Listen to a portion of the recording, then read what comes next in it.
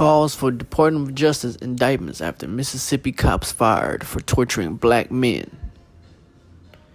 An attorney for two black men who were allegedly tortured by Mississippi police is calling on the U.S. Department of Justice to file criminal indictments for the deputies involved in the incident. 6 Rankin County deputies were accused of beating and sexually assaulting Michael Corey Jenkins and Eddie Parker. According to WLBT, the officers involved in what the two black men's lawyers is calling a racially motivated attack have been fired or have resigned from the department. During our internal investigation, those deputies that were still employed by this department have all been terminated. Sheriff Brian Bailey said during a press conference Tuesday, this will continue until all investigative efforts are complete and justice is served. Bailey also assured the public they would work to regain the public's trust after such a horrific situation. We understand that the alleged actions of the deputies have eroded the public's trust in our department, the sheriff told WLBT. Rest assured, we will work diligently to restore that trust. Malik Shazbaz, the attorney for Jenkins and Parker, was content with Sheriff Bailey's decision to fire the officers who abused his clients, but says it isn't enough.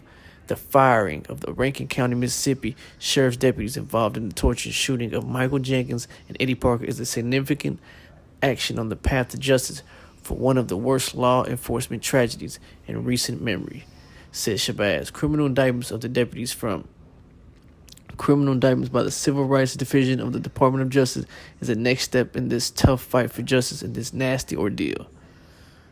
Black lawyers for justice also called for the Mississippi deputies to be indicted.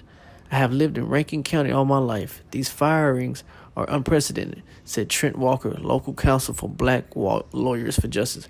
Finally, the window to justice may possibly be opening.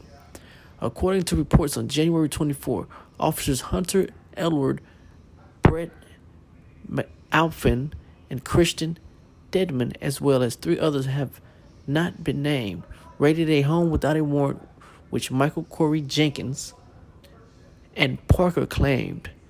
Deputies beat them, assaulted them with a sex toy, and repeatedly tased them.